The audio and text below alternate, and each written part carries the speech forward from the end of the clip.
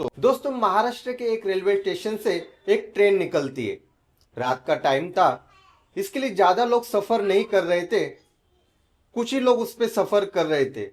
अगले एक दो स्टेशन पे उसमें से भी कुछ लोग उतर जाते हैं।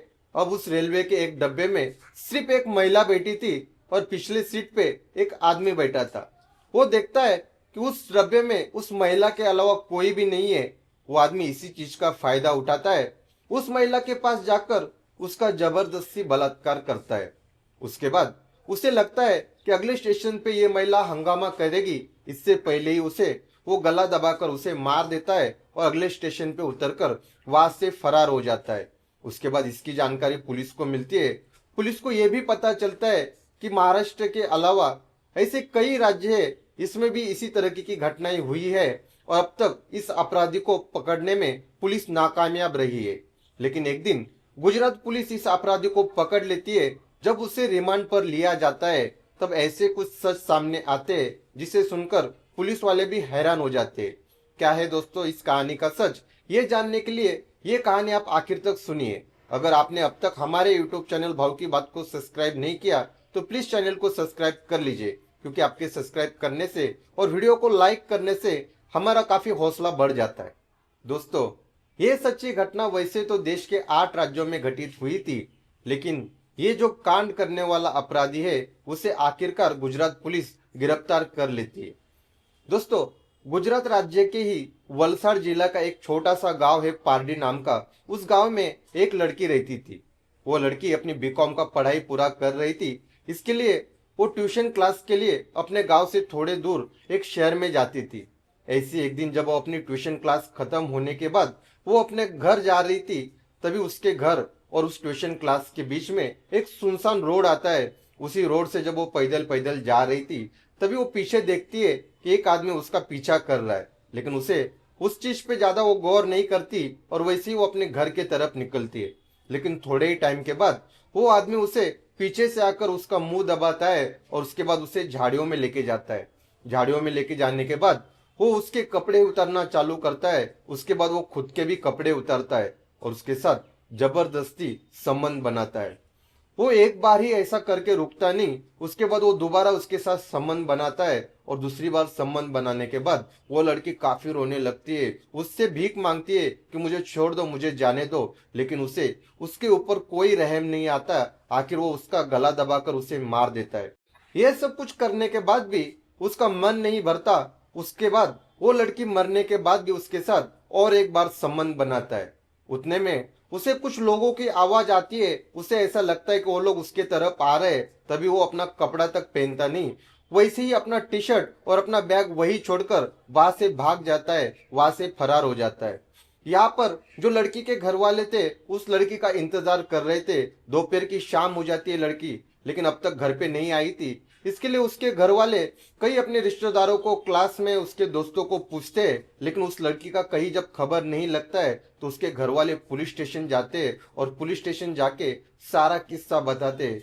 उसके बाद पुलिस उस घर वालों की एफआईआर दर्ज कराती है। उसके बाद जब ट्यूशन क्लास पुलिस पहुंचती है तो उन्हें पता चलता है कि रोज के टाइम की तरह वो लड़की अपने टाइम से अपने घर के लिए निकल गई थी।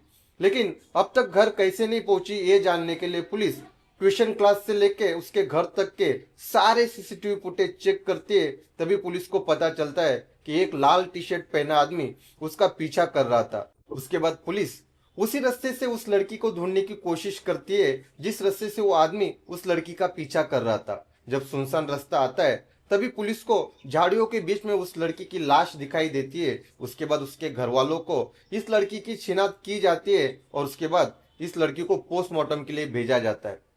लेकिन ये घटना की खबर अब पूरे शहर में फैल जाती है और ये खबर से पूरा शहर हिल जाता है। हर तरफ डर का माहौल बन जाता है। इसके बाद पुलिस उस अपराधी को पकड़ने के लिए 10 टीमों का संगठन करती है। अब पुलिस के पास उस आदमी को पकड़ने के लिए सबूत के तौर पर उसका टी शर्ट, उसका बैग और जो सीसीटीवी फुटेज में वो दिख रहा था वो सीसीटीवी फुटेज होता है। उसके बाद पुलिस ये सीसीटीवी फुटेज राज्य के सभी पुलिस स्टेशन में भेज देती है और पुलिस को एक दिन खबर मिलती है कि इसी तरह का एक दिखने वाला आदमी गुजरात रेलवे स्टेशन पे दिखाई दिया है और अब वो वाफी की तरफ सफर कर रहा है। उसके बाद पुलिस तुरंत वाफी रेलवे स्टेशन के पुलिस से संपर्क करती है और उसे वाफी रेलवे स्टेशन पर ही पकड़ा जाता है। उसके बाद उसे गिरफ्तार कर पुलिस स्टेशन लेके आते हैं और उसे जब रिमांड पर लिया जाता है तो अपने सारे गुनाह कबूल करता है। इसके बाद पुलिस जब इस अपराधी की जानकारी निकलती है तो पुलिस को ये पता चलता है कि ये अपराधी हरियाणा का रहने वाला था और उसे बचपन से ही चोरी करने की आदत थी। इसके लिए उसके घर वाले भी उसे अपने घर से बाहर निकाल देते और अपना अभी शौक पूरा करने के लिए वो लोगों को लूटता था। अगर कोई उसे विरोध करता था तो उसकी हत्या भी कर देता था। वो कई बार चोरी के मामले में जेल भी जा चुका है। इसी दौरान उसको महिलाओं के साथ संबंध बनाने की एक गंदी आदत लग जाती है। जब भी उसे कोई एक महिला अकेली मिलती थी तो उसके साथ वो संबंध बनाता था, उसका बलात्कार करता था और उसका गला दबाकर उसे मार देता था। उसके बाद जब ये वो अपराध करता था तभी वो उस राज्य को छोड़कर किसी दूसरे राज्य में जाता था। इसके लिए उस राज्य की पुलिस उसको कभी पकड़ नहीं पाती थी।